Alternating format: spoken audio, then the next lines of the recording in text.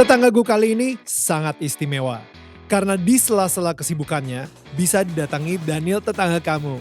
Beliau seorang pengusaha, tokoh politik, pemilik salah satu media terbesar di Asia, seorang family man yang sangat menginspirasi gue. Bapak Hari Tanu Sudibyo. Tahun 2000-an, Pak Hari membeli RCTI setelah melakukan perjalanan spiritual ke Yerusalem. Dan beliau mendengar dorongan hati dari Tuhan. Ini akan menjadi perbincangan yang menarik. Karena untuk pertama kalinya, Pak Hari sangat terbuka soal hubungan beliau dengan Tuhan. Enjoy the show. Hai, ini gua Daniel, tetangga kamu. Di sini gua akan ngobrol dengan tetangga gua tentang perjalanan hidup mereka dari kacamata spiritual di saat mereka mengalami situasi tidak pasti dan kekhawatiran. Sampai bisa kembali bangkit menjadi orang yang lebih kuat dari sebelumnya. It's gonna be very exclusive and inspiring. Jangan lupa ya untuk like, share, dan subscribe. Thanks guys. Oke, so tetangga gue yang gue sayangin, well ini gue excited banget sama pembicaraan hari ini. Langsung aja Bapak Hari Tanu Sudibyo. Wow, sekarang ini kita lagi ada di rumahnya Pak Hari dan ini mind blowing banget sih Pak. Karena terakhir saya kesini itu pas lagi Indonesian Idol season ketiga sama Iksan sama Dirli. Kita itu di kolam renang tuh ada Pak Agum juga. It was the first time, yes, and there was the last time, dan sekarang ini the second time. Sering-sering diundang Pak. Mungkin 2000 berapa itu? 2008 kali. Dan itu pertama kalinya banget saya dikasih kepercayaan untuk nge-host Indonesian Idol. Dan sekarang ini saya udah gak di Indonesian Idol dan sekarang saya di sini lagi. Udah 10 kali ya? 10 season, actually no, 8 season tapi in the span of 15 tahun. Jadi lama banget sih. Pak Hari, one thing I remember, pas saya ngobrol sama Pak Hari ketika Pak Hari saat itu merayakan ulang tahun ke-50. Saya sempat baca buku judulnya Kebiasaan Orang Sukses Sebelum Makan Pagi. Dan abis itu di buku tersebut ada beberapa kayak misalnya mereka bangun selalu pagi jam 4 atau jam 5 pagi. Abis itu mereka melakukan meditasi atau berdoa atau misalnya ada saat teduh misalnya sendirian gitu kan. Abis itu olahraga dan setelah itu mereka mungkin ngadain doa keluarga atau makan pagi sama keluarga. Dan setelah itu mereka baru buka handphone gitu. Nah saya inget banget pas di ulang tahun Bapak yang ke-50, saya tanya, kalau boleh tahu Pak, rahasianya Pak bisa jadi sesukses Bapak itu apa sih? Dan Bapak bilang saya, I still remember it until today, Bapak bilang, Daniel, semua orang pengen banget bisa mempunyai hasil seperti saya, tapi belum tentu semua orang bisa mempunyai kebiasaan seperti saya gitu. Dan ketika Bapak bilang ke saya kebiasaannya, itu mirip banget sama buku yang saya baca, itu Kebiasaan Orang Sukses Sebelum Makan Pagi. Saya boleh tahu gak sih Pak, kayak kebiasaan Bapak sendiri setiap harinya itu seperti apa sih? Maksudnya ini Bapak kayaknya udah di atas 50 tapi masih kelihatan kayak umur 40 and you look very young, you look like very fit juga. So I feel like banyak balance juga sama Pak Hari sendiri gitu sekarang ini. Terima kasih. Ya saya kalau pagi bangunnya pagi. Mungkin bisa dibilang paling pagi di rumah. Jam 4 gitu, kadang setengah 4, kadang setengah 5. Ya kalau bangun ya bersyukur lah. Mengucap syukur kepada Tuhan ya. Terus yang saya lakukan setelah itu saya bekerja. Biasanya kalau pagi kan seger. Jadi file-file yang ketinggalan, email yang harus di-reply atau instruksi ke kantor, ke perusahaan-perusahaan tertentu atau semualah yang ketinggalan intinya. Yang berat-berat biasanya saya selesaikan di pagi hari. So kalau malam itu udah capek ya. Kemudian setelah itu saya olahraga. Saya ke olahraga itu saya treadmill rajin. Saya olahraga itu 1,5 jam, bisa sampai 2 jam. Wow. Kalau Senin Jumat itu saya nggak pakai TV, saya dengarkan lagu rohani. 1,5 jam pas lagi treadmill itu denger lagu rohani? Kalau treadmill saya bisa 60 menit sampai 80 menit. Oke, dan itu dengerin lagu rohani lagu rohani supaya tenang ya, teduh gitu ya. Wow. Nah di situ saya biasanya mencoba untuk mencari wisdom ya sih. Wow. Coba untuk Tuhan apa ya yang baik saya lakukan. Kan banyak sekali keputusan yang harus diambil. Jadi kita hidup itu kan kalau pagi sampai malam itu banyak hal yang kita harus lakukan kan. Itu kan pilihan. Nah, intinya bagaimana kita bisa memilih yang baik. Ya, jadi selagi saya treadmill, saya muter lagu rohani gitu ya, saya merenung. Jadi nggak terasa 60 menit, 70 menit itu tiap hari saya lakukan. Kalau Sabtu saya tambah berenang. Saya tambah berenang, saya berenang mungkin 1 kilo gitu ya. Setiap Sabtu, kalau Minggu juga saya tambah berenang. Jadi itu rutin saya lakukan kecuali kalau saya nggak enak badan. Ya, saya istirahat, kerja lagi gitu, seger kan. Udah gitu kan seger sekali. Saya nggak makan pagi, nggak pernah makan pagi ya.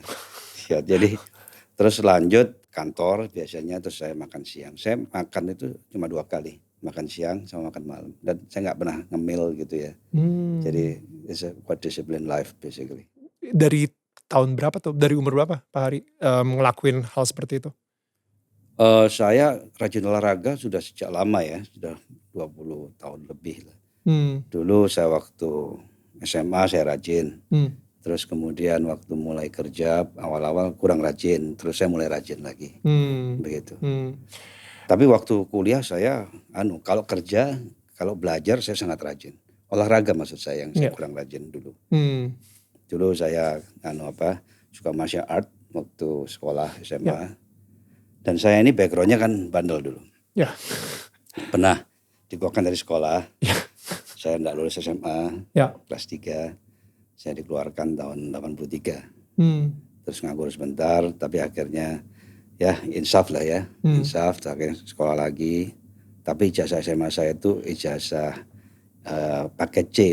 Dulu namanya ujian persamaan. Terus 84 saya lulus SMA, saya keluar negeri. Saya ngambil S1, terus ngambil MBA, 89 saya pulang. Terus ke Surabaya dulu. Terus pindah Jakarta tahun 90.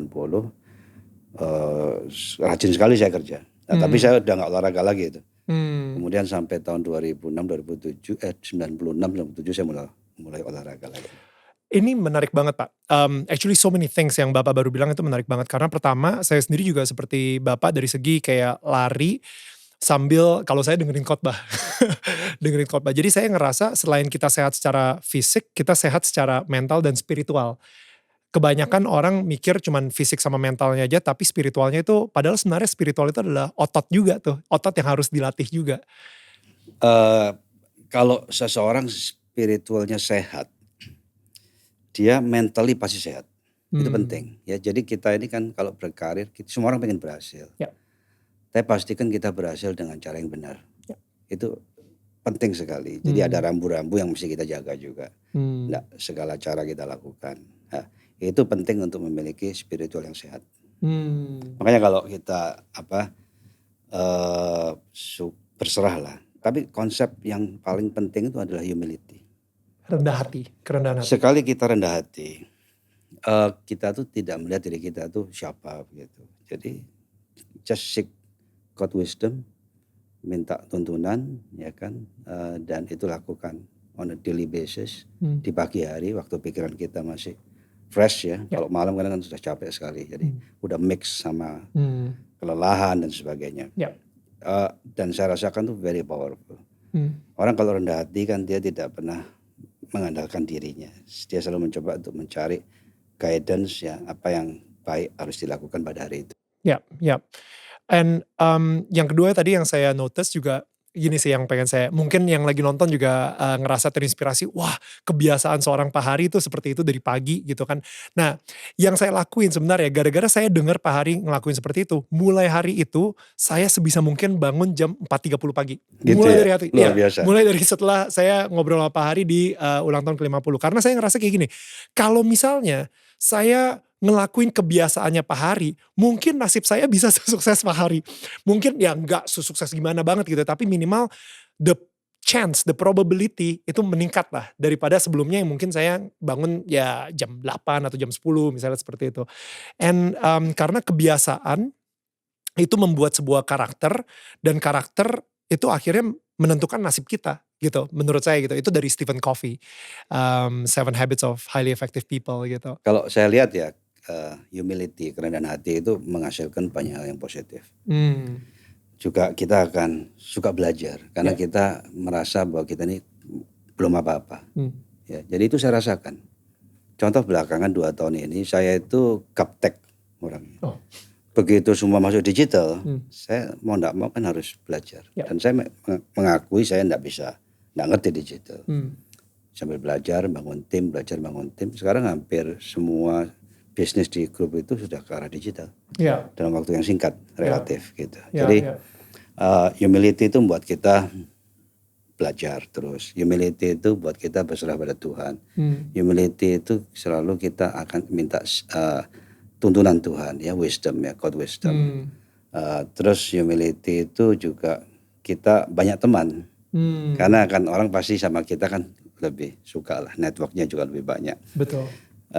Dan humility itu kita jadi panutan juga. Jadi kalau kerja, down to earth. Ya. Saya suka katakan kepada pimpinan-pimpinan di kantor, jangan bosi, ya, rendah hati. Seorang pemimpin itu lead by example. Jadi harus mau turun dan sebagainya. Itu bisa terjadi kalau dia orangnya humble. Jadi banyak sekali manfaat yang akhirnya menjadi positif apapun yang kita kerjakan. Jangan make decision ketika kita emosi. Namanya manusia pasti pernah emosi. Jangan make decision ketika kita lagi happy. Ya, kalau kita happy, make decision bisa too much, berantakan. Kalau kita lagi marah, make decision juga pasti ngawur biasanya. Jadi self control is very important. Jadi dua kata ini, humility, rendah hati, sama pengendalian diri. Dua ini. Dan tentunya kepada Tuhan, ya. Pegangannya. Tadi kita flashback sedikit gitu. Bapak sempat bilang ketika Bapak nggak lulus SMA. Habis itu insaf. Dan baru Ibu akhirnya. saya itu yang banyak merubah. Nah itu tuh saya pengen tahu tuh. That moment in time. Mungkin boleh ceritain gak Pak Hari sendiri itu seperti apa karakternya sebelum insaf. Dan habis itu what make you bisa tobat atau insaf. Sehingga akhirnya bisa melanjutkan SMA dan suka belajar sampai sekarang. Ya, jadi dulu tuh saya bandel, jarang belajar, hampir tidak pernah belajar, suka nyontek, ya kan. Merahnya banyak, ya, sampai akhirnya, dan suka berantem. Jadi saya suka memimpin sekolah saya itu tawuran dengan sekolah lain. Sampai pada akhirnya saya dikeluarkan. Ya saya diskors 6 bulan kan sampai dikeluarkan, nggak ikut ujian. Akhirnya nganggur. Yang berubah itu, saya kalau pagi kan di rumah karena semua udah sekolah teman-teman kan. Ibu saya itu suka mampir ke kamar terus nasihati. Saya nggak gubris, Ya intinya kamu harus bangkit lagi, belajar lagi. Saya down waktu itu. Apalagi pada waktu itu dimaki-maki kan sama kepala sekolah, kamu tuh bodoh apa itu di depan ini ibu saya gitu, ya. Dipermalukan banget. Ya dipermalukan sekali, anak ini anak apa, tidak punya masa depan dan sebagainya. Down saya. Dinasihati supaya mau sekolah lagi. Singkat cerita itu berulang-ulang hampir tiap hari. Suatu saat saya noleh, saya melihat ibu saya kan, karena waktu ibu saya datang ke kamar itu saya nggak mau ngeliat juga, saya ngadep sana. Malu juga soalnya kan. Soalnya dinasihati terus, kurang seneng juga sih sebetulnya. Tapi begitu saya noleh lihat ibu saya nangis.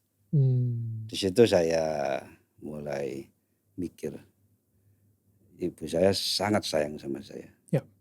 Jadi dia melakukan ini semua sampai nangis itu kan karena kepengen saya itu baik. Akhirnya saya janji, singkat cerita, mau sekolah lagi. Saya ikut ujian negara paket C itu. Kemudian lulus dan ke luar negeri sekolah, ya, ngambil S1. Itu saya sekolahnya rajin sekali.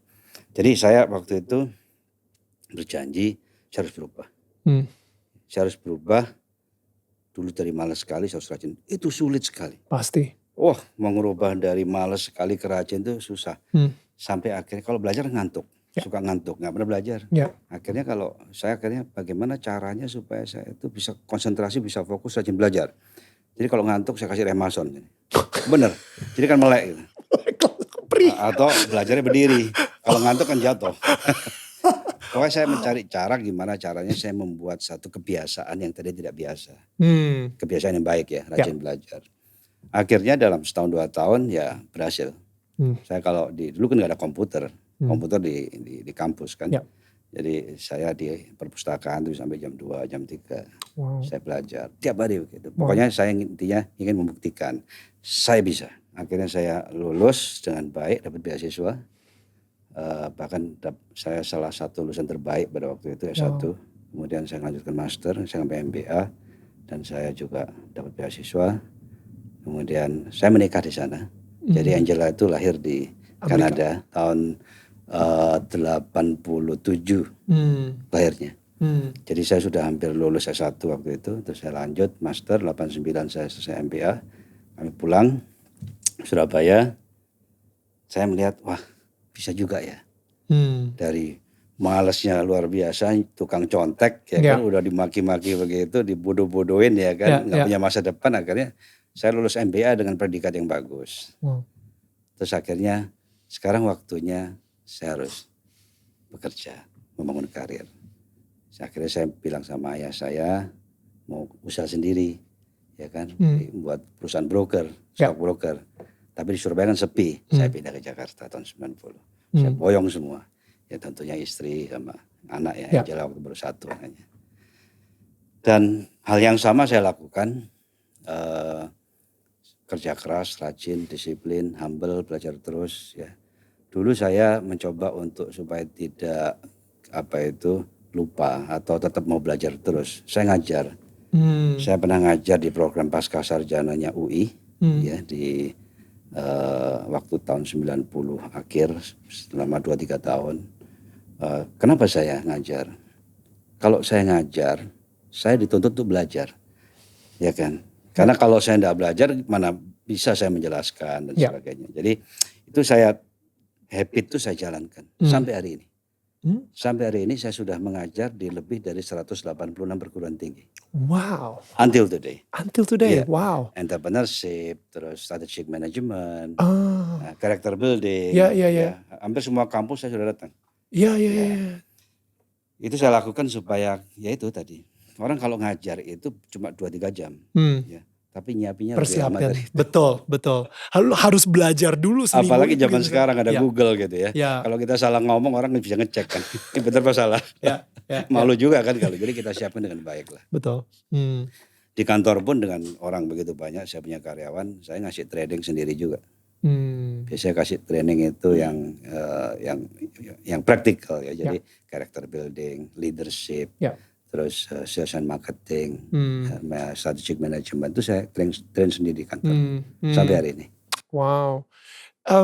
Jadi pas lagi akhirnya ke Jakarta mulai perusahaan broker sendiri gitu ya. Dan saya juga sempat nonton di YouTube-nya Pendeta Gilbert kalau nggak salah ya. Dan Pak Hari juga sempat ngobrolin soal 98, which is like a really hard time. Tapi itu malah jadi opportunity buat Pak Hari.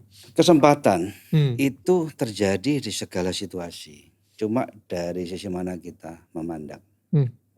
Ya, satu gelas airnya separuh. Kita bisa mengatakan it's half empty or it's half full. It's just dari sisi mana kita memandang. Jadi pada waktu krisis 98 sama juga. Jangan just status quo. Ya, dari sisi mana kita memandang. Opportunity apa yang kita bisa gali dari situasi seperti ini. Dan itu perlu God wisdom. Harus rendah hati, berserah, coba ya Tuhan bantulah aku supaya bisa menemukan sesuatu yang baik yang bisa dikerjakan di saat-saat begini. Dan out of the sudden sangat terpikir pada saat itu jangan melakukan just stock broking tapi M&A, merger and acquisition. Tapi modal saya kan sedikit waktu masih kecil. Saya lakukan, saya sindiket. Sebab kalau mau akuisisi yang bagus sekalian perusahaan yang besar kan. Jadi misalnya akuisisi 200 miliar atau 300 miliar ya kan. Saya cuma ikut 10%, 20% tapi saya yang lead. Sisanya saya coba cari mitra, partner. Biasanya ada asing, saya campur lah. Ya, mereka bisa 10 orang gitu, saya kumpulin jadi satu, ya kan. Dan I get some success fee juga kalau misalnya untung gitu ya, berapa persen gitu. Dari situ 3-4 tahun saya lakukan, saya akumulasi capital quite big actually. That was my successful period. Tahun 98. Dalam situasi yang sulit ya, 98 sampai 2001. Sampai pada akhirnya saya berpikir, ini kembali lagi, when kita itu berserah, kita harus selalu melihat kita tidak complacent. Ya, kalau kita berserah itu kita tidak complacent, artinya ya let's do better, tapi dengan cara yang baik. Terus saya pada akhirnya berpikir, I need to build something. Kalau dulu kan jual beli perusahaan, saya beli, sindiket sama rame-rame, terus kita Buat Jual. bagus kita jual, Ya. jual beli, terus begitu. And I end up with having so much cash profit, Ya. tapi nggak punya perusahaan. Hmm.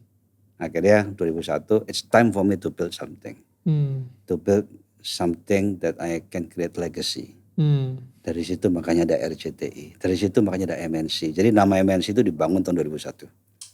Oke. Ya. Oke. Dan saya lihat yang saya bangun pertama media. Karena ya pada waktu itu ada kesempatan di situ. Terus yang kedua juga saya lihat Indonesia adalah big country dari sisi penduduk.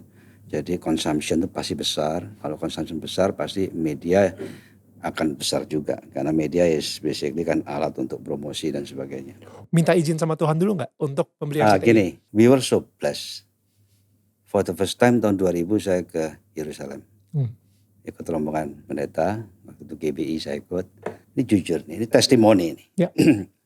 Kita berdoa sama istri, berdoa pada waktu di Bethlehem. Minta dua hal. Ya. Satu, coba pimpin apa yang harus dibangun untuk membangun career, legacy. Si legacy tadi. Yang kita mau ini bangun. Pada waktu itu saya pegang saham Bentul. It's a secret company. I was a smoker. Tapi tidak tahu ada tuntunan exit. Pada waktu kita doa di sana. And I sold it at profit of course. Oke. I sold it at profit. Itu akhir tahun 2000. Ya kan. Terus awal 2001 ditawarin. Ada RCTI-nya. Jadi kalau kita follow God wisdom. Banyak hal yang bisa terjadi. Dulu saya kan berpikir begini. Kenapa saya ngambil perusahaan rokok? Because pada waktu itu semua pabrik rokok yang gede-gede kan giant semua. Ya, betul. Ya, saya kepikir juga kayak mereka kan. Ya. Tapi saya nggak tahu gimana dorongan yang sangat betul-betul kuat ya supaya exit. Akhirnya saya jual, dapat cash, ya kan, terus dapat opportunity termasuk RCTI. Ya. Kalau saya nggak jual, saya nggak punya duit, kurang duitnya. Wow. Kalau saya nggak jual, saya nggak punya duit atau ada duit pun kurang uangnya, sehingga saya nggak bisa masuk di media dan sehingga saya nggak bisa membangun MNC. Ya. Satu. Wow. Dua, pada waktu itu kita berdoa untuk minta anak laki-laki. Karena pada waktu itu anak 1, 4 perempuan semua, Angela ya kan, Faren, terus Jessica, Clarissa. Jadi pada waktu kita pengen anak laki, kita tanya teman-teman, program aja, ya kan, ada yang bilang ke Singapura, kemana. Saya sama istri cuma komit begini aja. Kalau kita memang percaya Tuhan, kenapa kita ke dokter program? Terus kalau nggak berhasil, baru kita berdoa. Just pray. Pegang faith aja. Ya. By faith kita doa, kita minta anak laki-laki. Wow. Pas waktu kita ke mana? Yerusalem, itu bulan Oktober, ya kan? I remember the October. We left 20th of October, tahun 2000. Kemudian kita berdoa di Bethlehem minta anak laki-laki. Pulang Jakarta, istri hamil, dan exactly 9 bulan, 21 Juli maaf, Warren lahir. Wow. Exactly 9 bulan. Wow. Warren lahir, jadi lengkap kan di keluarga. Tapi sebelum itu Desember tahun 2000 juga ada kerinduan kan. Waktu itu wah kerindu banget. Kita pergi lagi, tapi perginya ke Patmos. Oke. Ya. Pulau Patmosnya yang Yohanes. Patmos tapi kembali lagi ke juga ini. Ke Yerusalem lagi. Yerusalem lagi. Pengen tahu Rasul Paulus ya perjalanannya. Oh ya. Ya itu kan kitab Wahyu ditulis di situ. Betul. Ya jadi. Wow. Jadi miracle itu ada. Ya. Tapi in some way kita harus menjalankan bagian kita. Gimana tuh Pak? Ya make sure bahwa kita trust God. Banyak orang bilang saya percaya Tuhan, tapi in reality dia tidak jalankan. Nggak jalankan itu begini. When you have betul-betul guidance harus begini, ya you don't do it. You see? Karena masih ada ya pertimbangan lain lah mungkin. Yang basically you rely on your own lah basically. Seperti contoh, pengen anak laki-laki. Ya kan? Waktu itu is through discussion saya sama istri. kalau memang kita percaya Tuhan, kenapa kita ke dokter? Wow. Kenapa kita nggak dengan iman kita minta? Hmm. Kita berdoa sama Tuhan, kita minta. Itu betul dan Wow. terjadi. Wow. Dan pada waktu kita ke Yerusalem meminta, kita mau ngapain nih nanti, bangun sesuatu legacy, ya kan? Legacy. Itu juga. Itu saya ingat sekarang, akan recall. Khusus itu berdoanya di upper room. Jadi waktu kami berdoa, saya waktu itu berdoa khusus untuk itu. Wow. Kan minta bimbingan apa yang harus dilakukan untuk membangun sesuatu. Wow. Terus ada dorongan kuat untuk jual kan, jual betulan. Dan begitu saya putuskan jual, hanya dalam waktu hitungan bulan. Oktober tanggal 20 pulang, ya kan, Desember udah transaksi. In only 2 months. Terus Februari awal 2001, hanya selang 2 bulan berikutnya, saya dapat RCTI. Dan saya bangun kemudian tuh MNC. Jadi MNC itu ada spiritual journey-nya. For sure. Bangunnya. For sure. Seriously. Betul, pasti. Makanya perusahaan pertama yang saya bangun namanya Bakti Investama. Itu kan perusahaan saya pertama. Betul. Saya ganti semua namanya jadi MNC. Saya banyak mengalami begini. Kuncinya itu trust God, betul-betul full hearted. Jangan kita percaya sama Tuhan di mulut kita, tapi di dalam implementasinya kita tidak jalan. Pasti ada tension. Pasti ada tension di mana. Ya itu susah. Itu Pak. Jadi yang pengen saya ngomongin sedikit nih soal si tension ini. Jadi dorongan yang kuat yang Pak Hari ngomongin ini, sorry banget tapi ini mirip banget sama dorongan saya untuk mengundurkan diri dari Indonesian Idol. I think susah untuk explain ke orang-orang gitu kan. Jadi maksudnya kayak dan tapi tension saya jelas banget. I mean comfort zone saya adalah Indonesian Idol. That was my tension. Kalau untuk Bapak sendiri tensionnya itu seperti apa ketika harus ngelepas saham Bentul saat itu? Yang penting hidup itu jangan carried away. Oke. Lepaskan all the sentimental, kecuali keluarga ya. Ya, gitu. Of course. Itu penting. Jadi kalau kita bisa begitu, kita betul-betul kalau kita surrender ya selesai. Kalau memang kita harus begini ya lakukan. Kalau saya gitu, and do your best, that's it. Just do your best. Masalah terus nggak jadi, hasilnya seperti yang kita perkirakan, ya sudah. Karena kita sudah melakukan bagian kita. Ya. Itu yang penting. Ya, jadi Tuhan tuh punya bagian, tapi jalankanlah bagian kita juga. Ada orang bilang, Tuhan saya mau berhasil, tapi dia malas. Ya mana mungkin dong. That's good. Iya kan? Tuhan saya mau lulus cum laude, tapi terus malas belajar. Ya mana mungkin. Tuhan saya pengen perusahaan ini besar, tapi dia nggak disiplin, nggak kasih contoh yang baik. Mana mungkin. Ya kan? Anak buah kan follow the leader. Kalau leadernya nggak jelas ya, anak buahnya juga kerjanya nggak bagus. Betul. I believe ketika sesuatu yang kita bisa kontrol, itu kita lakukan dengan excellent. Cuman sesuatu yang kita nggak bisa kontrol, kita berikan kepada Tuhan. Exactly. Gitu. Tapi start with God first. Correct. Agree. Jangan we force God to do what we want. Oh ya, He's not a genie. He's not a genie. Jadi kalau kita lihat rasanya, dan gini hati kita bersih. Betul. Jangan pernah ada iri, dengki. Ya. Saya orang bilang ambisius, tapi saya ngeliatnya beda. Ada orang berhasil, saya lihat dari sisi mana saya bisa contoh. Oh. Itu penting. Ya. Bukan terus, itu berhasil yuk kita kerjain. Nah, jangan dong, nggak boleh. That's good. Hati kita harus bersih. Ya. Very important. Tuhan lihat hati. Ya. Gimana sih ceritanya Pak Hari ketemu sama Yesus untuk pertama kalinya? Di umur berapa juga gitu? Ayah saya dulu Muslim, ibu saya Kristen. Terus kakek itu Konghucu. Terus di family ada yang Katolik juga, ada yang Kristen, campur. Jadi kita betul-betul respect each other. Saya praktis bisa dikatakan tidak punya agama. Karena saya dibaptis di Kanada. Jadi yang bawa saya dibaptis istri tentunya. Ya saya dibaptis tahun 87. Saya dibaptis tahun 87. Di Ottawa. Kanada, di gereja di sana. Umur berapa tuh Pak? Saya? 87 saya umur 22. Oke. Ya pas ya Angela itu udah lahir kan. Dia lahirnya kan 87 juga. Tapi I wasn't really serious. Ya. Cuma nganterin. Tapi ke gereja. Ya. Ya terus di Jakarta makin parah saya. Jadi saya nganterin istri, anak-anak gereja kadang saya nggak ikut Hmm. gitu. Kemudian waktu krisis 98, that was the turn around ya. Saya lihat kok berantakan semua gitu ya. Terus ya itulah, ini mau ngapain kita ini? Karena kerja ini susah, kerja itu susah. Makanya saya katakan, kesempatan itu ada di setiap situasi. Dengan cara kita memandang yang berbeda, itu akhirnya yang tadinya masalah jadi kesempatan. Ya. Saya mulai belajar Alkitab. Saya mulai membaca, belajar baca, dan praktis saya sudah membaca full, the whole book. Ya, jadi lama, jadi baru saya udah baca. Itu mulai 98.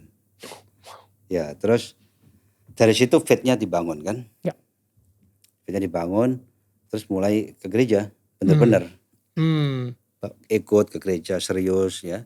Terus puji-pujian juga gitu. Sampai pada akhir tahun 2000, yaitu kita diskusi, ngobrol sama istri, kalau gini kapan perginya? Ya kan, kita harus putuskan, kita sempatkan untuk pergi dan manfaatkan kepergian ini sebaik-baiknya, dipersiapkan dengan matang.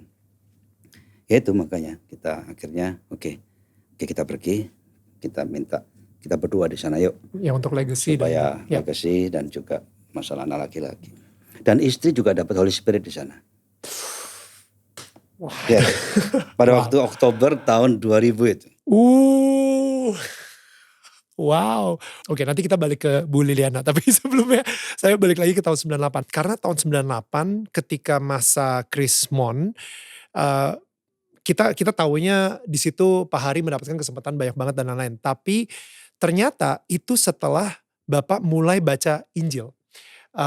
Di tahun 98 yang sama juga. Nah, berarti sebelum itu ada let's say ketakutan, kekhawatiran, dan mungkin ini yang dirasain juga sama banyak orang saat ini di masa pandemi. Dan saat itu mungkin ada dua pilihan. Yang pertama, sell your soul to the devil misalnya, atau misalnya kayak gila gue udah putus asa banget, udah patah arang lah misalnya seperti itu, atau mulai lari kembali ke Tuhan, which is yang kalau dari ceritanya Pak Hari lakuin exactly that gitu, mulai baca Injil lagi dan lain-lain. Boleh diceritain nggak Pak? Jadi kayak dari I wanna go through that emotion ketika Pak Hari karena itu ada gap tuh Pak. Jadi pas Krismon terjadi sampai Bapak mulai baca Alkitab. That little gap ketika Pak Hari ngerasa, tadi Bapak juga sempat bilang, wah kenapa saya udah dapetin semuanya, udah dapet ini, dapet itu, dan ternyata bisa diambil setiap saat misalnya di tahun 98 tersebut. Dan akhirnya baru mulai baca Alkitab karena kita sadar bahwa ya tetap ya Tuhan yang berkuasa atas segalanya. Oh gitu. Ya. Saya hanya melihat ya case kita kecil karena kan saya masih kecil. Saya lihat banyak grup besar atau blok gitu aja, dibalik dalam sekejap, just overnight, ya kan, dolar naik 16.000 ya kan. Jadi saya lihat kalau Tuhan mau apapun bisa terjadi.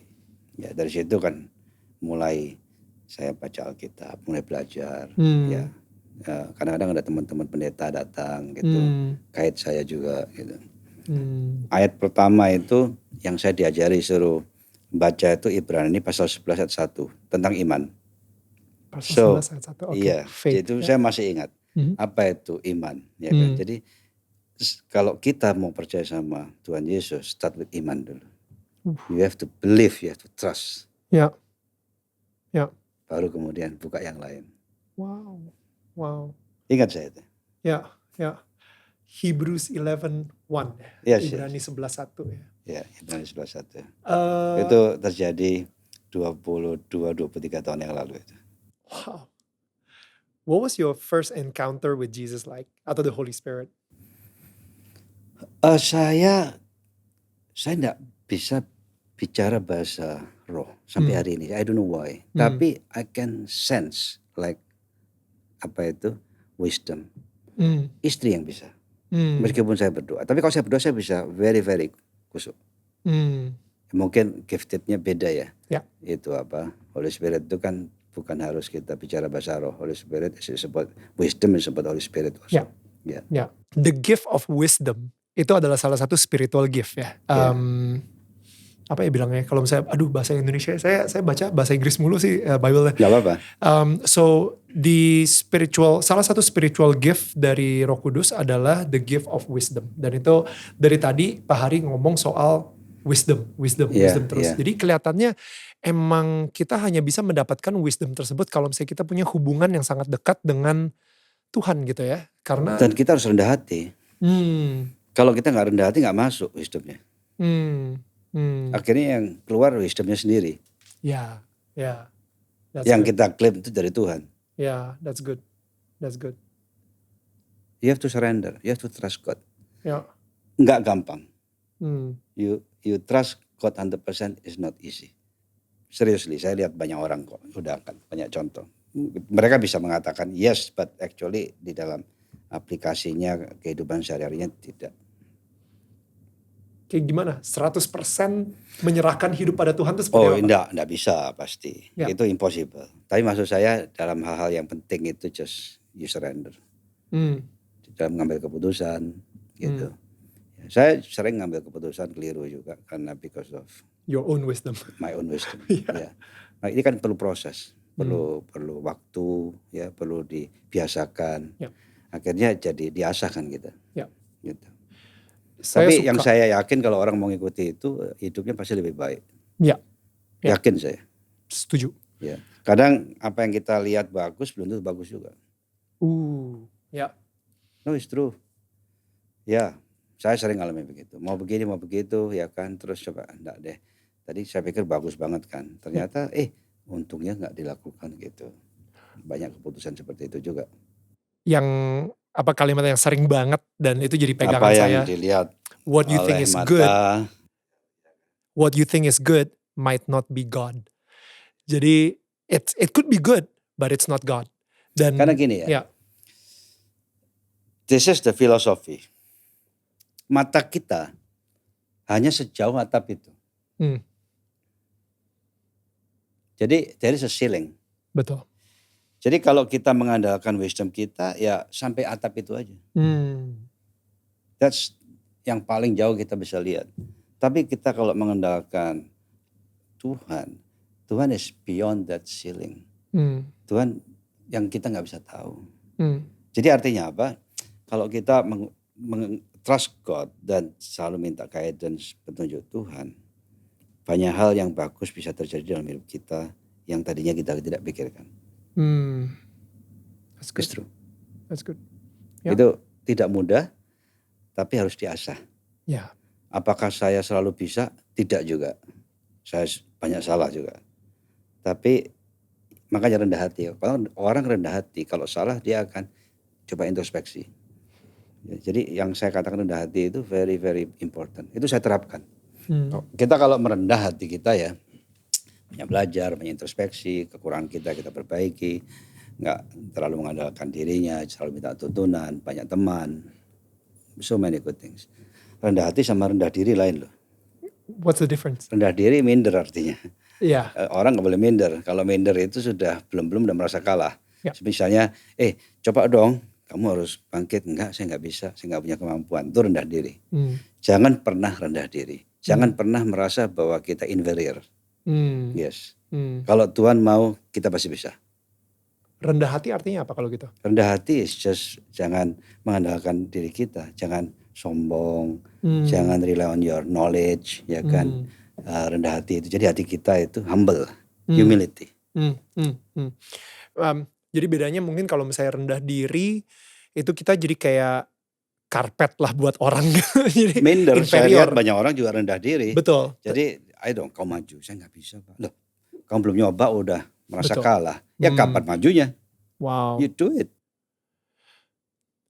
Kalau rendah hati kelihatannya mungkin seperti, ya Pak saya bisa karena saya tahu ada Tuhan di dalam diri saya. Iya, rendah Sehingga hati itu egonya dibuang. betul. Karena udah kekuatan Tuhan yang bekerja di dalam diri kita gitu. Dan itu dikombin sama self control. Nggak gampang sih.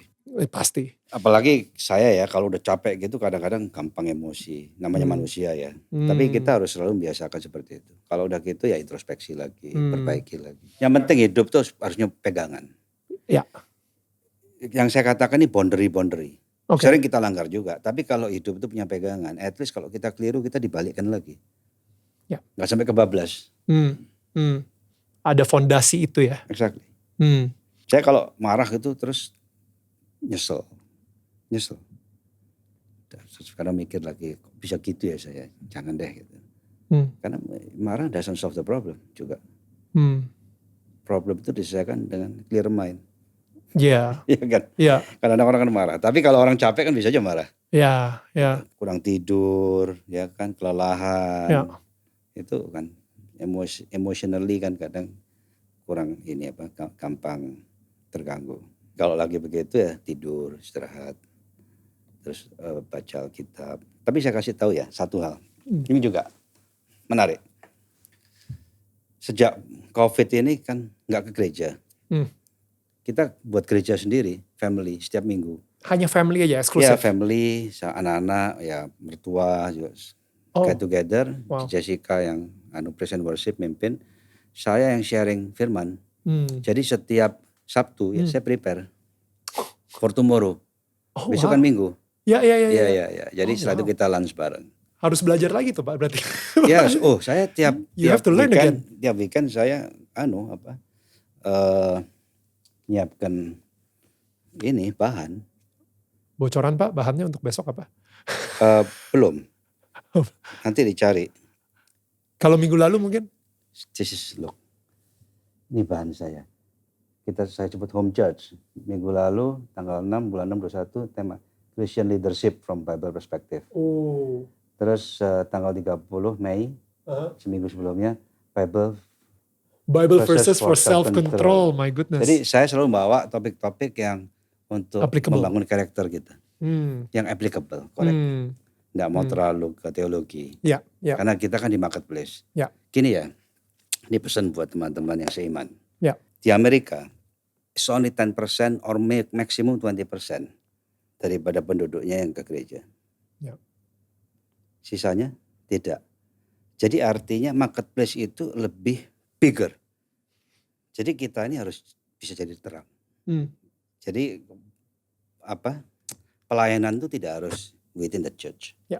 Pelayanan you can do it outside the church. Yang mana komunitasnya jauh lebih besar. Jadi sebagai orang yang percaya ya just make sure you do it right. Sehingga bisa jadi contoh bagi yang lain. Itu sudah sebagai bagian daripada pelayanan juga. Kalau kita bilang Indonesia kan lebih besar lagi. Ya. Anak saya ya Jessica, dia pelayanan gitu. Saya dukung. Karena itu dampaknya lebih kemana-mana. Seperti yang saya lakukan ini. Yeah. Exactly. Yeah. Berapa yang nonton? Betul. Pasti kan banyak. Bisa ratusan ribu, mungkin juta. Ya kan? Makanya waktu saya diminta, saya dengan senang hati saya mau dengan cari waktunya kan. Pernah kepikiran jadi pendeta gak Pak Hari? Enggak, of course enggak. It's not your calling? It's not me. Oke. Ya, I'm just in the marketplace. Oke, udah yakin banget ya Tuhan itu memanggil Pak Hari di marketplace aja gitu. That's it, yes, pasti. That's so good. Seperti gini yang tadi saya tunjukkan, saya gak pernah bilang khotbah tapi sharing. It's not my capacity to give preach. To preach. Yeah, that's good. Pernah kepikiran gak Pak Hari kenapa? Ini seperti gini. How to get wisdom from God. Wah Pak, saya pengen lihat Pak, gimana caranya Pak? Nanti saya share deh, saya forward deh. Di WA ke saya ya. Jadi saya buat artikel, jadi saya kumpulin dari mana-mana gitu. Risetnya juga ada berarti? Ada risetnya. Saya riset. Bisa spend 4-5 jam. Buat begini. Oke, saya balik lagi ke pertanyaan saya Pak. Pernah kepikiran gak Pak, kenapa Tuhan gift you, memberikan Bapak RCTI? What is the purpose behind it? Tuhan yang tahu itu. Saya cuma ngalir aja. I just do my part. Oke. Ya Tuhan yang tahu. Oke. Ya. Pernah kepikiran untuk kayak, awal-awal tahun 2002, I think RCTI saat itu juga mungkin belum sebesar sekarang. Besar sih. Tapi maksudnya mungkin tidak sebesar sekarang gitu. Pasti banyak berantakannya di dalamnya juga. Pertama kali Pak Hari masuk dan lain-lain gitu ya. Pernah kepikiran gak kayak, udahlah saya mendingan keluar aja deh gitu. Enggak, Gak pernah? enggak pernah. You really wanna make this a success, harus sukses gitu. Iya, enggak pernah terpikir begitu. Wow. Never. Sekalipun enggak pernah. Malah saya lihat kekurangannya apa, ya kan? Karena kan satu TV tidak bisa memuaskan semua masyarakat yang tentunya berbeda-beda ya, dari sosial status, dari ini dan sebagainya. Makanya ada GTV, ada MNCTV, ada iNews, dan macam-macam. Malah melengkapi sekarang ke digital, ke streaming, sebagainya. OTT. That's so good. Jadi Bapak gak langsung mikirnya solusi, bukan mikirin kayak, udahlah I'm just gonna give up. Enggak. Never Justru thought. tantangan waktu itu kan. Justru karena waktu itu saya lihat sulit untuk dikendalikan dari jauh. Saya tahun 2003 turun jadi direktur utama. Wow. Ya, jadi idol pertama itu zaman saya di Root 2004. Ya 2004 ya. Ya itu zaman saya. Saya yang beli. Gitu. Idol itu saya yang Wow. Ya. Jadi waktu itu banyak sekali yang kita robah. Terus dari situ saya gini, kalau saya pengen ngerti, I have to be there. Ya. Nggak bisa cuma nonton dari jauh kan. Terus saya jadi di Root bulan Juni tahun 2003, banyak perubahan di situ. Baru saya lihat, ini kurang kita lengkapi, ini kurang kita lengkapi. Industri Bapak kan beda banget Pak. Dulu kan finance, tiba-tiba masuk ke media gitu. Semua bisa dipelajari. You learn again. Semua bisa dipelajari. Oke. Yes, anything. Sekarang mau ke IT, kita nggak punya background IT, kalau mau belajar kan bisa. Sekarang mau ke industri, kita nggak pernah di industri, kalau mau belajar pasti bisa. Makanya orang harus mau turun. Humility make a lot of good result. Pak Hari kapan sempat belajar? I mean with your busy days. Belajar saya. When do you make time? Dulu saya waktu pertama kali masuk TV, saya perintahkan semua pengeluaran saya ikut tekan. Saya ikut approve. Supaya apa? Saya bukan mau merepotkan diri, supaya saya tahu flow daripada proses kerja, workflow. Karena semua keputusan atau semua aktivitas kan perlu uang. Ya. Jadi begitu saya juga ikut bagian dari yang memberikan approval, jadi bisa tahu, ini begini. Dari situ saya baru tahu, ini harus diperbaiki, ini sudah bagus gitu. Capek, tapi kan capek sebentar. Bisa di kantor jam 2, jam 3 gitu. Tapi begitu kita ngerti, kita bisa bangun sesuatu yang baik kan. Kita bisa coach anak buah juga dengan baik. Karena udah cebur di situ langsung. Udah lihat, dan kita juga belajar dari tempat lain kan. Saya waktu itu keliling dunia juga. Saya ke Meksiko, saya ke LA, ke Hollywood, ke Manoa Island ya. Bisnis modelnya apa sih, masing-masing beda-beda gitu. Bapak datang dari keluarga yang mungkin cukup ya dulu, untuk ayah dan ibu juga dari keluarga yang cukup. Nah, and then inget gak sih Pak Hari mungkin pertama kali saya punya teman soalnya sahabat saya, dia inget banget dia sekarang kerja di mining sih. Nah sebelum pas dia lagi hustling gitu ya, maksudnya lagi awal-awal banget gitu, dia pengen beli sepatu yang mereknya itu medium lah, nggak mahal-mahal banget gitu ya. Itu dia sampai bolak-balik, wah sampai akhirnya kebeli dan dia kayak seneng banget, akhirnya kebeli sepatu itu. Sekarang ini dia baru aja beli private jet dan dia ngerasa kayak, nggak ada perasaan itu gitu. Saya pengen tahu dari Pak Hari sendiri, kapan uang akhirnya tidak membuat bahagia sebegitunya lagi untuk seorang Pak Hari?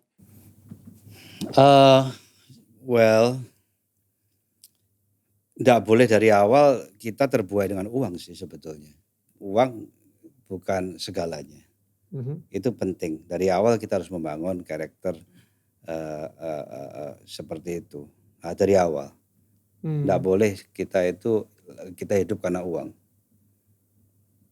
Saya sih nggak terlalu, dari awal nggak begitu saya. Seriously. Ya pada waktu kita dapat uang banyak ya tahun 2000-an itu. I need to build something, I need to build a legacy. Makanya kemudian ya terus mengalir aja. Sampai sekarang. Orang hidup kan bukan untuk makan ya. Makan untuk hidup. That's a very simple philosophy. Gitu. Memang nggak boleh overweight apa itu kan selalu saya ngajarin juga kepada orang-orang. Butuh self Semua control.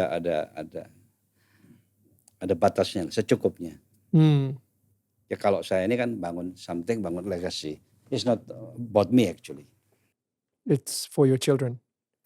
Kids dan something yang kita bisa bangun untuk juga untuk kepentingan bangsa ya. Saya mau bangun like Silicon Valley di Lido gitu. Gimana Hmm, bangun anak-anak muda hmm, yang bisa belajar, terus juga bisa membangun digital yang besar. Ya, lagi hmm. disiapin di sana tempatnya. Wow. Makanya saya suka sharing. Ya. Karena muda kan kalau saya ngasih kuliah umum itu tentang entrepreneurship, Hmm, ya saya ceritakan ini perjalanan saya seperti apa. hmm. Musuh terbesar setiap orang itu dirinya sendiri. Ya. Kalau orang tidak bisa mengalahkan dirinya, lupakan. Hmm, Kita sudah kalah. Kalau kita bisa mengalahkan diri kita, ya dan bersandar pada Tuhan, itu kunci. Ya, dan itu sudah awal yang baik hmm, dan awal untuk berhasil. hmm, hmm. Karena ada orang mau malas dah. Nah, itu sudah artinya kan dia harus melawan dirinya. Kayak saya dulu, malas terus harus sekolahnya jadi rajin. Itu kan Ya, saya lawan betul. dengan cara macam-macam, pakai remason, belajar berdiri, Ya. memaksa diri kan akhirnya jadi biasa. Hmm, Yang nggak biasa jadi biasa. hmm, Sekarang balik seperti gitu lagi nggak bisa. hmm. Bangun pagi sudah Udah kebiasaan. mulai, udah kebiasaan. Hmm, Jadi just make a good habit aja. hmm, hmm, Kalau kita bicara di luar dari perspektif misalnya spiritual ya, hmm. orang yang bisa pokoknya and just sekuler ya, Ya. dunia sekuler. Bangunlah semua kebiasaan yang baik. Tapi orang tanpa pegangan Tuhan bisa sombong kalau berhasil. Ya. Ini ya, orang yang sekuler tidak mengenal Tuhan bisa berhasil. Cuma saya harus garis bawahi. Ya, kalau dia membangun dirinya secara positif, dia bisa berhasil. Bisa fighter, disiplin, bisa tanpa mengenal Tuhan. Tapi hati-hati, bisa terperosok karena akan jatuh dalam kesombongan. Ya, ya. Kalau kita pegangannya Tuhan, kita udah nggak ada itunya apa sih gitulah.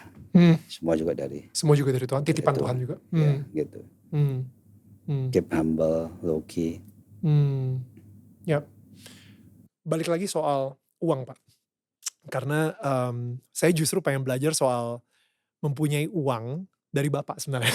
Dan mungkin yang lagi nonton pun juga pengen mempelajari itu gitu ya. Kayak di Injil Proverbs, Amsal 8:11, dia bilang kayak the rich think of their wealth as a strong defense. It's like they imagine it to be a high wall of safety. Banyak orang ngerasa dia pengen kaya, dia pengen sukses, itu karena itu bisa jadi sebuah safety buat dia. Padahal sebenarnya, kalau misalnya tadi saya pelajarin dari Pak Hari ya, safety-nya itu bukan di uang, safety-nya itu di Tuhan gitu. Of course. Keamanan atau tembok yang harusnya dibangun itu adalah tembok iman, bukan Tuhan and tembok. your character. Exactly. Jadi bukan tentang uangnya gitu. Did you ever realize kayak misalnya ternyata kekayaan itu bukan segalanya? Kayak mungkin Pak Hari ada nggak satu momen yang kayak udah ngumpulin semuanya, udah dapat semuanya, udah semakin seperti ini dan lain-lain gitu ya, udah achievementnya udah besar sekali, and yet and then what? You know like what's next gitu, dan kosong gitu ternyata. Ya, tapi intinya gini ya. Jangan kita berbuat untuk membangun diri sendiri. Ini sangat filosofis. Jadi berbuatlah sesuatu yang bisa berdampak. Uang sangat penting, tapi jangan untuk membangun diri kita tok. Maksudnya kita dengan uang itu kita nikmati sendiri, that's it. It's not the purpose of Tuhan kasih kita keberhasilan. Build something yang positif yang bisa membangun yang lain. Wow. You give employment atau kita bisa menciptakan sesuatu yang positif. Wow. Ya, lakukan itu terus. Wow, that's good. Yeah, that's really good. Ada orang kan dia membangun untuk dirinya, wah pokoknya semua dia nikmati. Ya. Ya kan, beli ini, beli itu, beli itu, beli itu. Udah. Kalau udah gitu itu artinya yang saya katakan tadi, dia memang hebat secara pribadi, ya kan. Manusia bakal bilang dia hebat banget. Hebat, tapi dia bangun dirinya dan dia tidak bersandar di atas. Sukses itu kalau bisa kita sukses di dua level. Sukses di bumi, tapi sukses di atas juga. Wow. Sukses di mata Tuhan. Yes. Ya. What is the definition of success? Definisi sukses itu tergantung calling yang Tuhan. Nggak harus uang. Kalau orang pelayanan, pendeta misalnya, ya pasti kan dia melayani juga dengan baik. Ya. Dia bisa membangun jemaat, jangan membangun dirinya. Maaf saya katakan begini, teman saya juga banyak. Ya. Bangun jemaat. Ya. Itu kan calling. Jangan pendeta jadi profesi, tapi pendeta adalah calling. Ya. Panggilan, ya kan. Kalau kita sebagai profesional, pastikan kita bekerja dengan baik, yang sesuai dengan tanggung jawab dan tugas kita. Kalau kita sebagai entrepreneur, pastikan kita sebagai entrepreneur yang baik. Ya. Bangunlah usaha yang kita punya itu dengan benar. Ya. Jadi sukses itu tidak dengan uang sih. Nggak harus dengan uang.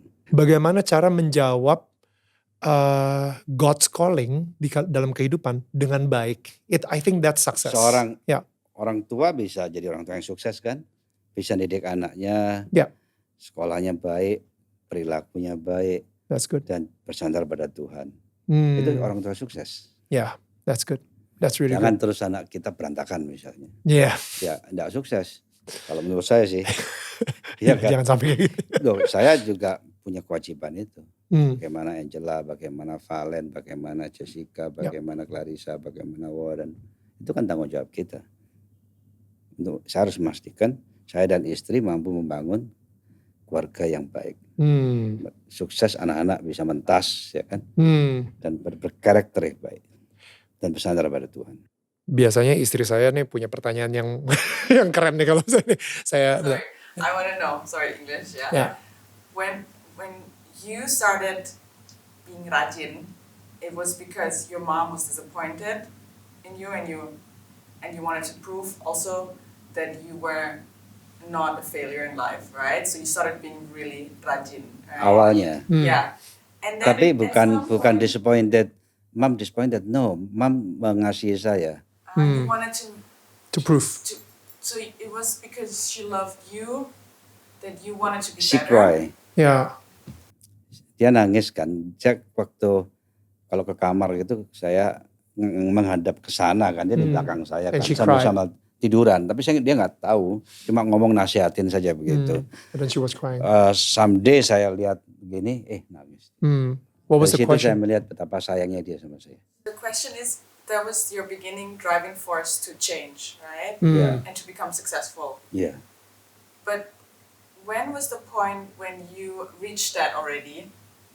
You reached that success already, and then you realized, oh, this is not just about me and my mom, this is about something bigger. This is about leaving a legacy. When did you come to the point when it became like something, a bigger motivation? Was there a turning point, or was there a time in your life when it changed from Once just... I graduated. Once you when graduated. I finished my MBA. MBA. Yeah, because saya lulusnya bagus. Both di bachelor and also the master. Dan saya di sana juga ngajar sebagai tutor. So I made my some income also. Ini dari situ saya melihat ternyata bisa. Bahwa kita tuh kalau mau berusaha bisa. Yang kita harus bangun tuh karakter kita. Saya belum bersandar sama Tuhan ya, sudah dibaptis tahun 87 tapi ya begitu aja.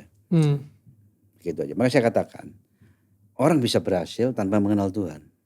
Wow. Ini very important. Pada waktu itu saya masih berantakan. Ya. Masih berantakan. Saya harus berubah. Itu aja. Saya harus berubah. Dari malas rajin. nggak disiplin, disiplin. Oke, kalau belum selesai harus sampai tuntas, nggak bisa ditinggal di tengah jalan. So I just build my character. That's it. Dari buruk menjadi baik. Nah, mulai mengenal Tuhan ya betul-betul tahun 98 itu. Hmm, Oh, semua itu bisa dibalikin. berbalik begitu aja. Yang besar-besar, grup besar-besar kan dalam sekejap Collapse. ya bisa Ya. begitu. So easy. Ya. Ya, oke. Dari situ bahwa humility itu very important. Motivasinya Pak? Jadi motivasinya ya it can happen to me also.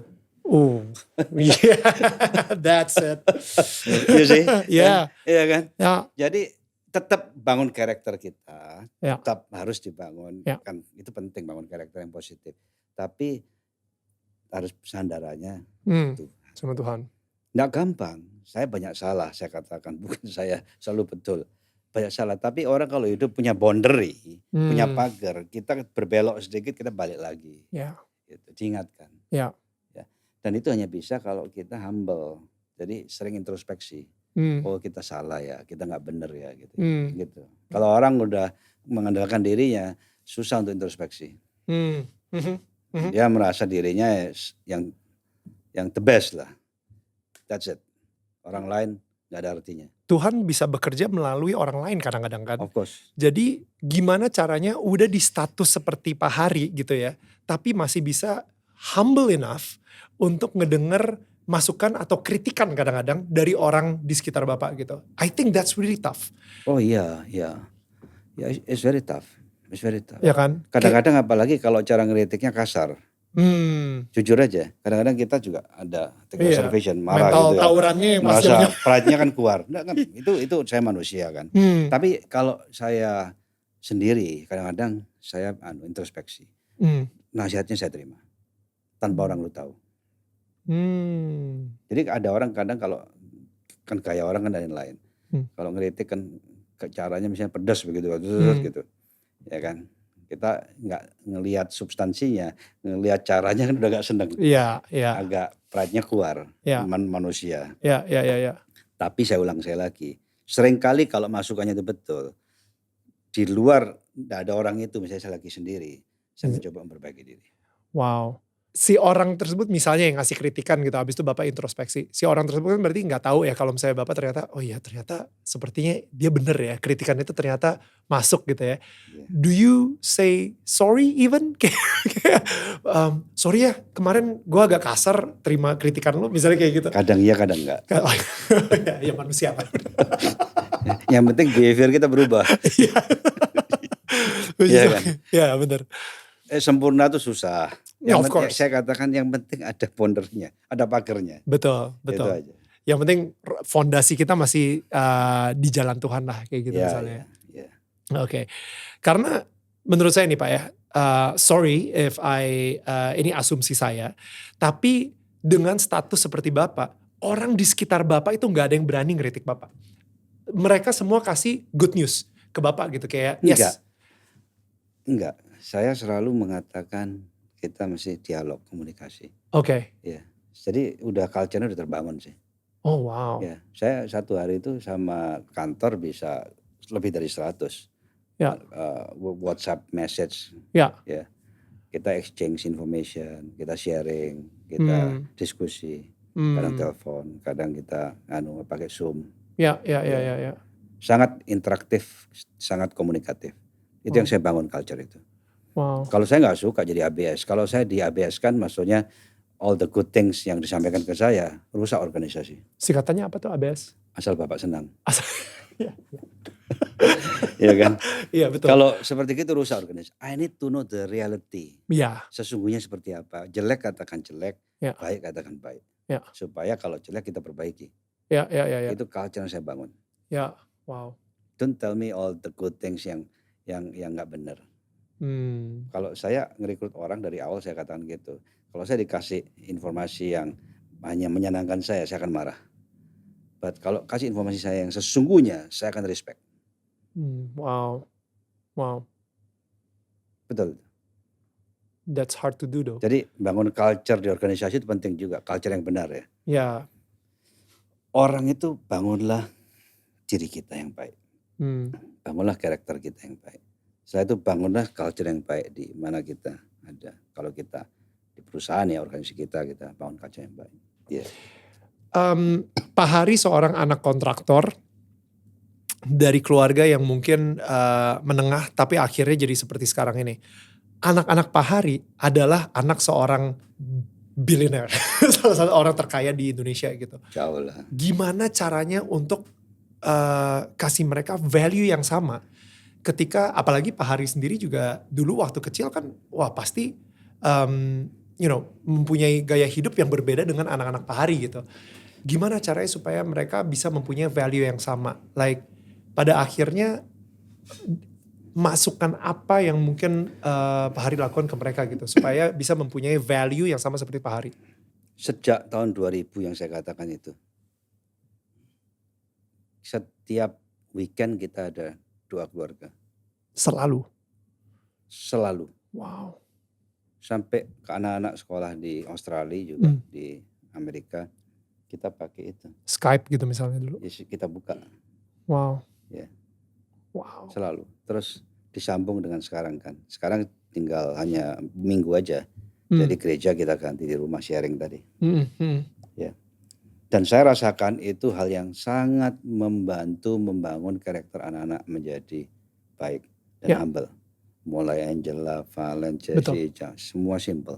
Ya. Warren pun simple. Ya. Wow. I think fondasinya, build their foundation gitu. Ya betul.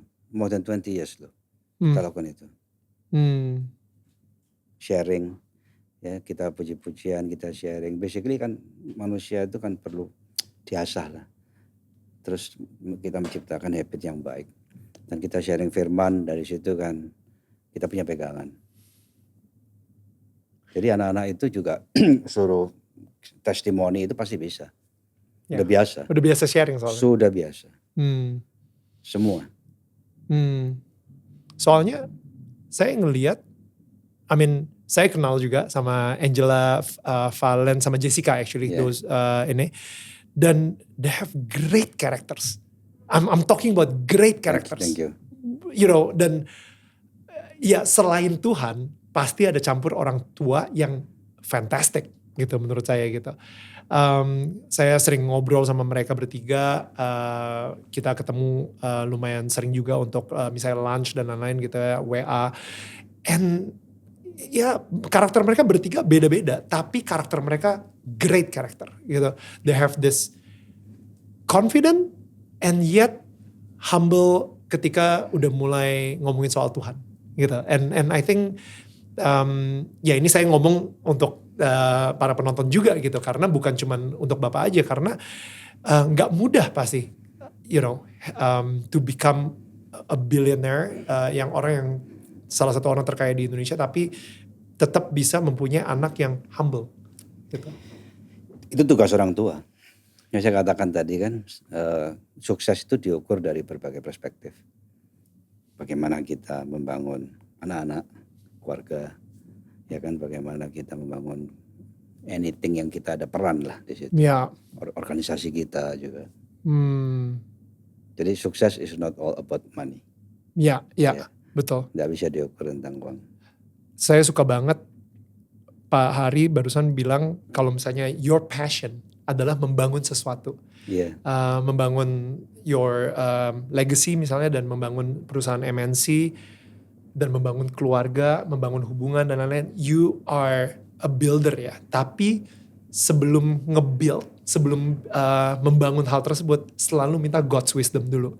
Jadi fondasinya adalah Tuhan, baru di-build. Most of the time. Right. Ya, kalau saya bilang selalu, kadang-kadang lupa juga. Any story yang kayaknya ternyata saat lupa dan ternyata ternyata nggak berhasil gitu misalnya. Oh sering. Kesalahan saya banyak. Tapi yang penting orang itu harus introspeksi. Gitu. Jangan repeat the same mistake. Ini juga penting. Banyak orang kan repeat the same mistake. Itu apa namanya kalau repeat the same mistake, masih kesalahan sama dilakukan. Bebal kali ya. Ya. Gimana caranya sekarang Bapak mengkomunikasikan kenapa Karena gini, Bapak pertama kali ngebangun RCTI itu to build legacy.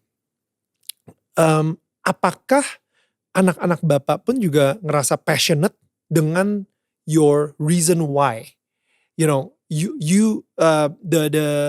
the mission, kayak misalnya contoh tadi saya pas sebelum ini saya ngomong ke Bapak mission dari YouTube channel saya gitu. Iya. Nah, gimana caranya mengkomunikasikan your kenapa supaya anak-anak Bapak pun juga tahu passion yang sama bisa dilakukan juga. Saya kasih contoh deh, Walmart. Walmart itu ketika Sam Walton masih hidup, dia benar-benar wow, dia kemana-mana pakai pickup trucknya dia, simple life, and dia benar-benar passionate banget about customer service-nya, Yeah. you know, melayani para customer dan lain-lain gitu.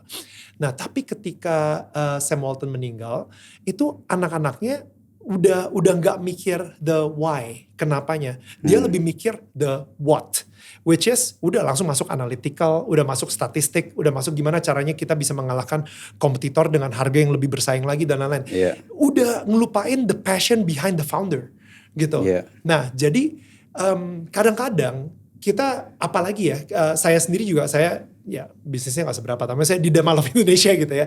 Saya kadang-kadang suka mixed up ketika para staffnya lebih mementingkan the what instead of the why. Dan saya pengen tahu sih kalau misalnya dari Pak Hari sendiri, gimana cara mengkomunikasikan si kenapanya itu kepada anak-anak dan mungkin karyawan Bapak?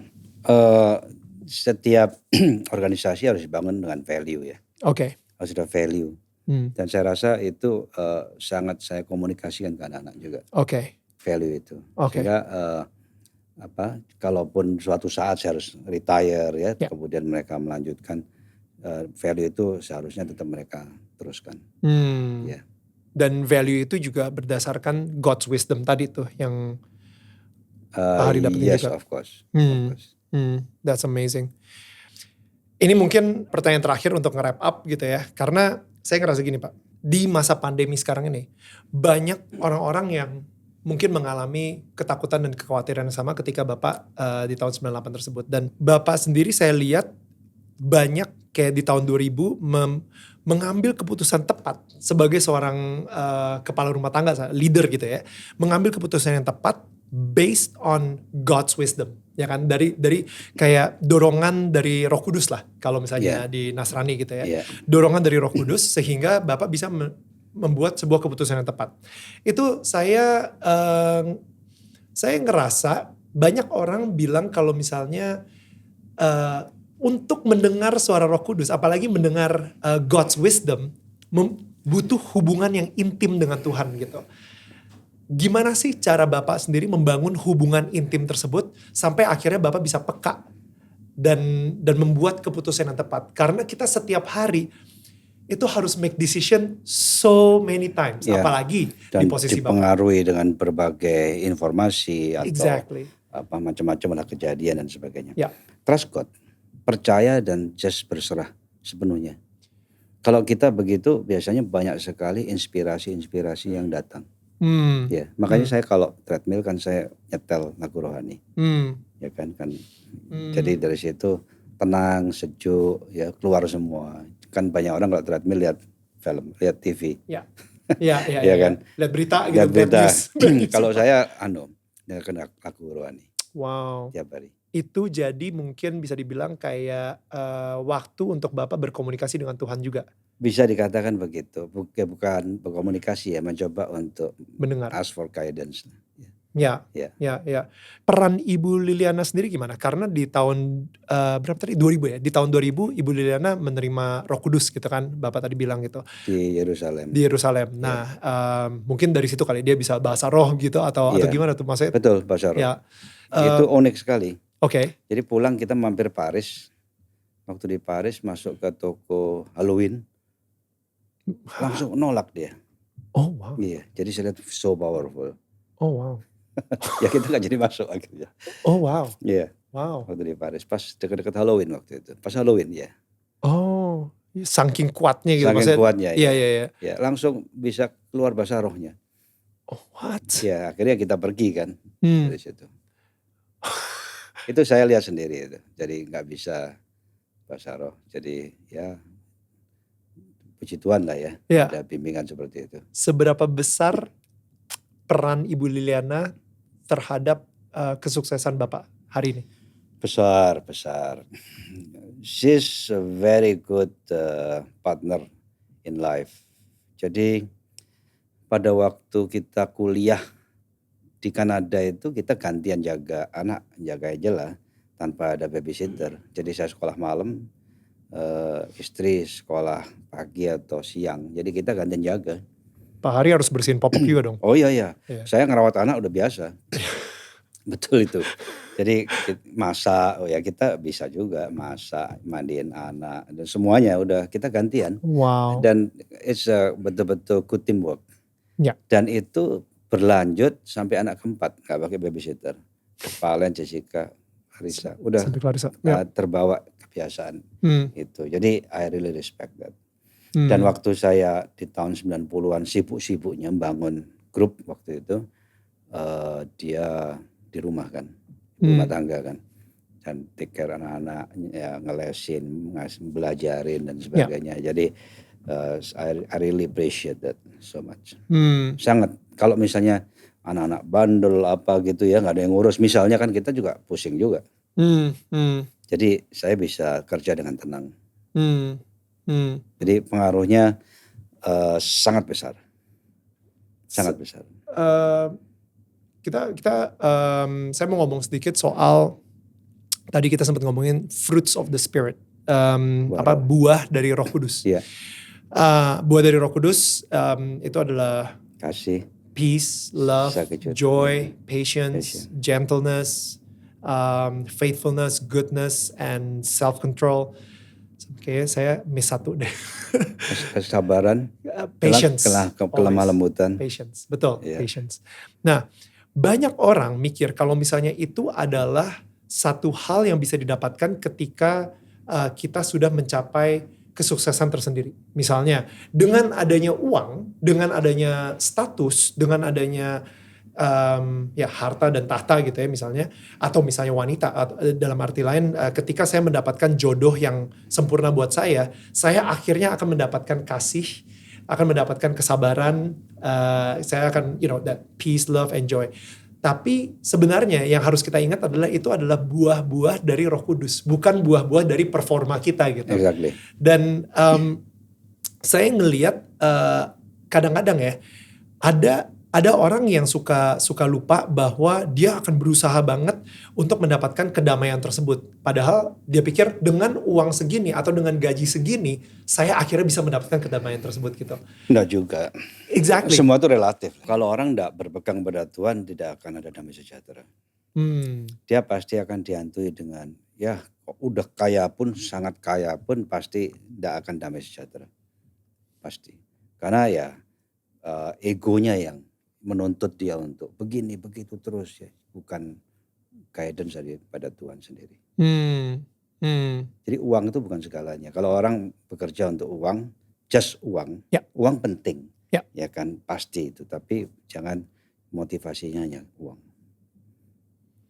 Justru kita harus memakai uang untuk sesuatu yang baik. Jadi kalau kita punya uang, pakailah sesuatu yang baik. Bangun sesuatu yang bisa berdampak. Ya.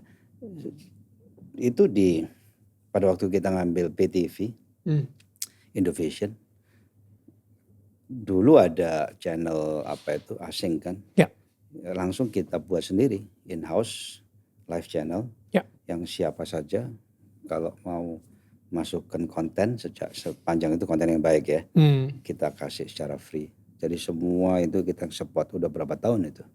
Udah 15 tahun, 16 tahun kali. Wow. Since karena kita diberkati, kita punya itu kan. Blessed to become a blessing pada akhirnya. Yeah. Dan Pak Hari akhirnya jadi yang Bener sih, tadi Pak Hari bilang kalau misalnya motivasi untuk membangun sesuatu bukan untuk memperkaya diri, tapi lebih memperkaya orang-orang di Tidak sekitarnya. untuk membangun diri ya. Tidak untuk membangun diri, dan Tidak lebih untuk membangun diri. orang-orang di sekitar gitu, dan khususnya untuk bangsa kita Indonesia. Yes, exactly. That's true. Dan karena itu juga Bapak masuk politik. Oh iya, jadi sebetulnya kalau kita lihat begini. Indonesia ini besar. Dan akan sangat besar kalau beberapa hal dilakukan. Sekarang ini kita dengan jumlah penduduk 270 juta, growing 3 to 4 million ya setiap bulan. Karena usia rata-rata kan 31 tahun. Ya. Masalahnya middle low-nya itu besar. Ya. Jadi middle low ini tidak menjadi bagian yang produktif yang memberikan kontribusi. Ya. Kontribusi itu apa? Contohnya ikut bayar pajak. Kontribusi itu apa? Ikut menciptakan lapangan kerja. Ya. Ya kan? Kalau ini nggak diselesaikan, sulit kita menjadi negara yang besar. Karena seperti kita di bisnis, kita kalau membuat proyeksi kan ada asumsi. Kalau asumsinya tidak diselesaikan, bagaimana proyeksi itu bisa tercapai? Kapitalisme itu membuat yang kuat makin kuat, yang di bawah tetap di bawah. Ya. Karena kita implement satu rule berlaku sama bagi semua, yang besar atau yang kecil. Jadi yang kecil sulit untuk tumbuh. Jadi harus ada keberpihakan. Jadi konsep saya itu untuk domain masyarakat menengah ke bawah itu harus diprotek. Ya. Berikan kesempatan mereka untuk naik kelas. Kalau mereka sudah naik kelas, mereka menjadi bagian yang produktif yang ikut memberikan kontribusi dalam pembangunan, dalam bentuk pajak ataupun lapangan kerja atau yang lain. Baru mereka silakan bersaing dengan yang lain. Itu istilahnya modern welfare state. Wow. Jadi kita tetap ada demokrasi, ya, tapi tetap ada keberpihakan. Ya. Kepada masyarakat yang masih belum beruntung, ya, untuk diberikan kesempatan untuk maju. Itu hanya bisa dengan adanya regulasi. Siapa yang membuat regulasi, siapa yang mengeksekut regulasi, is basically is parliament and the executive. Of course. Dan mereka itu berada di situ oleh proses politik, oleh partai politik. Ya. Ya, jadi sebetulnya saya ada keterlibatan di politik itu ya hanya ingin berjuang untuk itu. Kedua, pendidikan. Indonesia kalaupun menerapkan keberpihakan, masalah yang masih mendasar di negara kita itu 88% itu masih SMA ke bawah. Dan itu jumlah yang besar sekali. That's a lot. Secara absolute number. 40% lebih SD ke bawah. 60% lebih SMP ke bawah. Jadi meskipun diberikan keberpihakan atau kesempatan, belum tentu mereka juga bisa naik kelas. Yeah. Ini harus diselesaikan juga masalah pendidikan. Dan dengan jumlah yang masif, terus pertumbuhan penduduknya juga besar setiap tahun sampai 10 tahun ke depan. Mau tidak mau kita harus memberikan e-learning. Yang sekaligus bisa mendidik 20 juta, 30 juta. Baik pendidikan formal maupun non formal. Kalau kita mau ke e-learning, internet infrastruktur kita secara nasional harus diberesin. Itu belum siap banget sih sekarang. Jangan hanya di kota besar saja. Jadi saya ngelihatnya ya, edukasi, e-learning, digitalisasi secara nasional, keberpihakan dengan regulasi yang memberikan privilege bagi mereka untuk bisa naik kelas. Itu kalau dilakukan, saya yakin Indonesia akan cepat besarnya. Amin. Dan kalau kita sudah besar, masyarakatnya sejahtera, iri, dengki, ya, terus hal-hal yang sifatnya intoleransi, itu pasti akan minimize. Amin. Sehingga ini baik bagi semua. Baik bagi siapapun, baik bagi saya pun juga baik bagi Daniel dan anak-anak kita khususnya. Anak kita, seluruh rakyat Indonesia. That is the concept. What is God's wisdom untuk Bapak bermain di politik sekarang ini? Saya ngalir saja. Terus terang 2 tahun ini saya bangun MNC, saya fokus di bisnis. Karena pada waktu setelah election, ya, pemilu, saya lihat kita ketinggalan di digital, sangat ketinggalan. Makanya Mei 2019 saya langsung ini kan kembangkan digital Ya. in a big way. Ya, in ada a big RCTI way. Plus saat itu ya. Ya, bukannya RCTI Plus saja, kita punya digital banking sekarang, digital insurance, kita punya e-money, Ya.